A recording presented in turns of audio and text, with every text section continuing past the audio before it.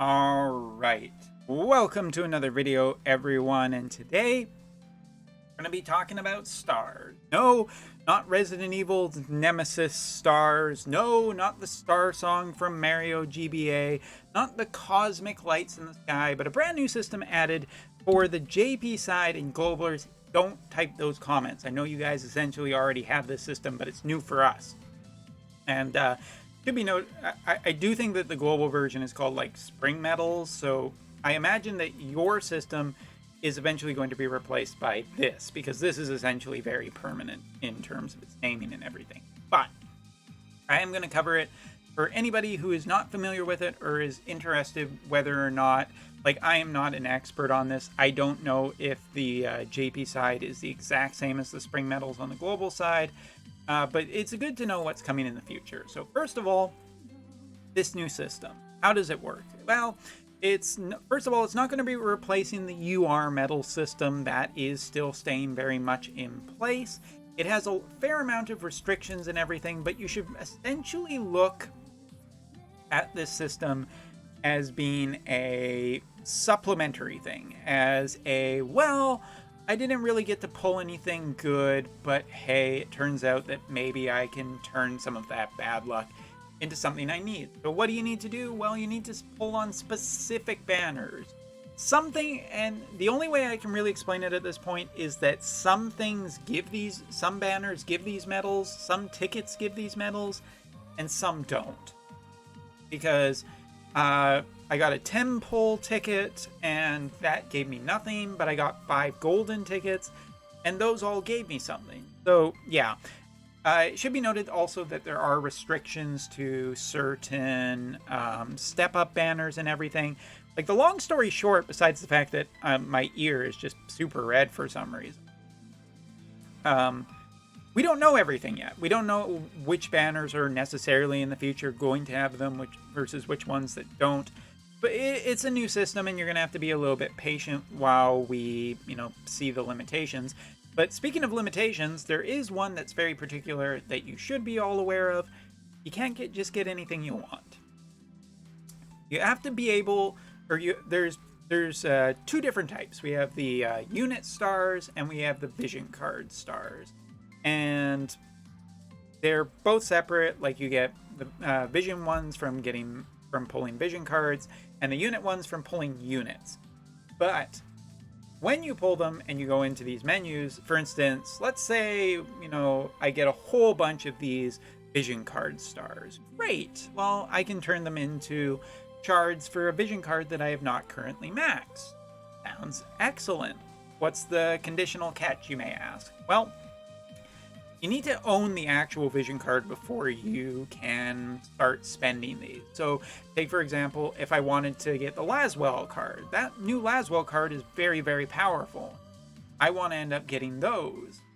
Well, I don't have the card yet, so I can't actually end up getting it. That is the big restriction for both units and cards.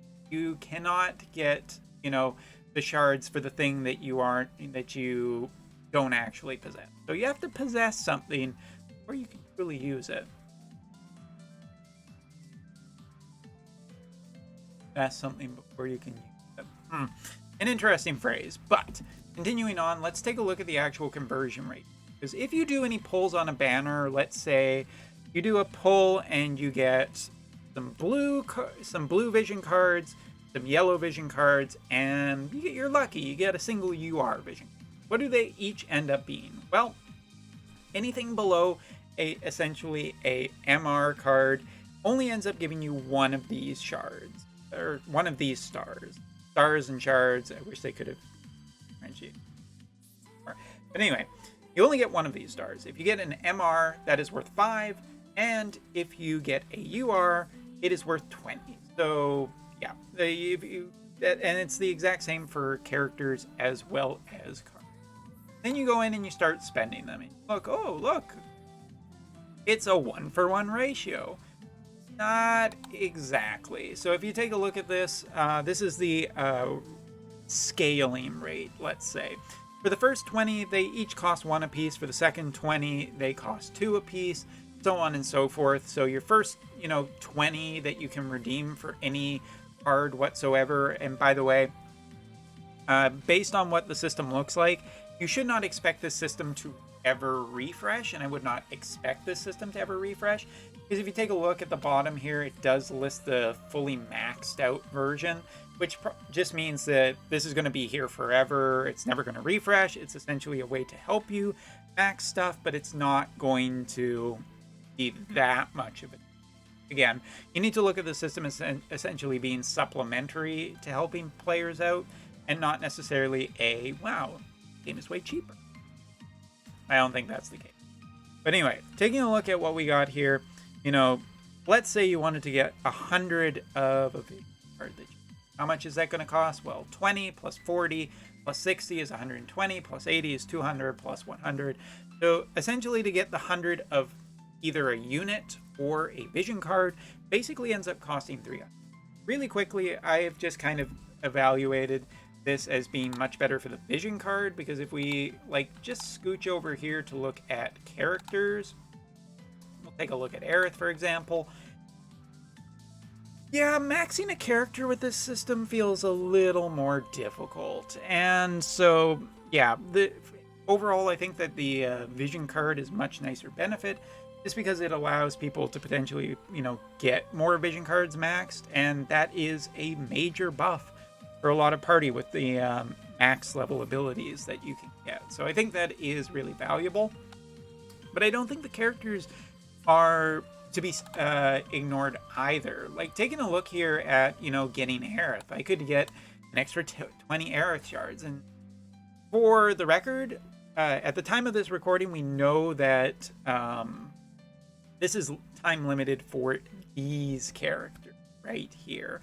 So Aerith and Barrett, as well as both of the limited vision cards, are available for as long as the FF7 event is available. That's till June 9th.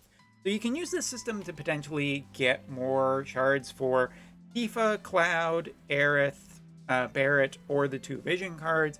That is completely, up to you and your choice.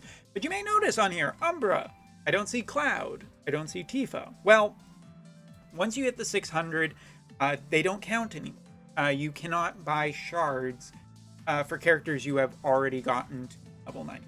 Like, as soon as the game recognizes that, let's say, for instance, right now with Aerith, let's say I get Aerith to exactly 299. Well, good news there that basically the big thing here is that she'll just disappear off of it. You can't do any more. You're into EX.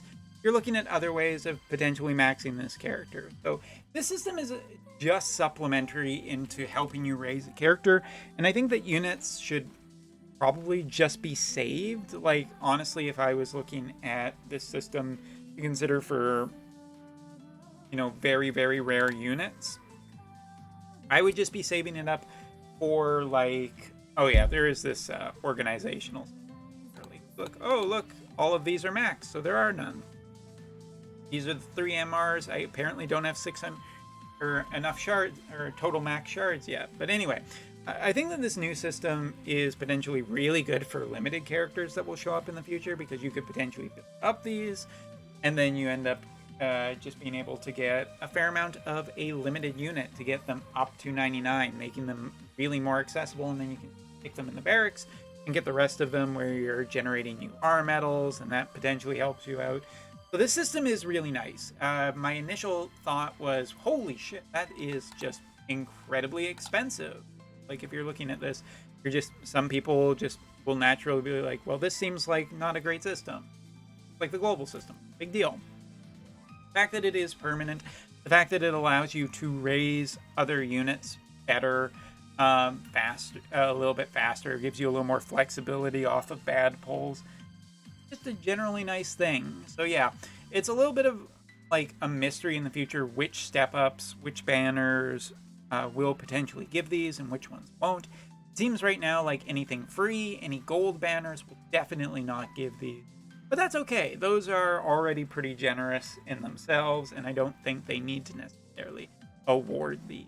There's still a good amount of lapis, but this system let's put it this way. I think it's overall good. I don't think it's incredible. I don't think it's the most amazing value in the world. And I think that its scaling leaves a little bit to be desired. But if it's just a permanent edition where, you know, when a limited character, like, let's say Tactics comes back, and you can just essentially run it to get your Tactics characters maxed easier, or maybe into EX, whatever, that just might be generally nice.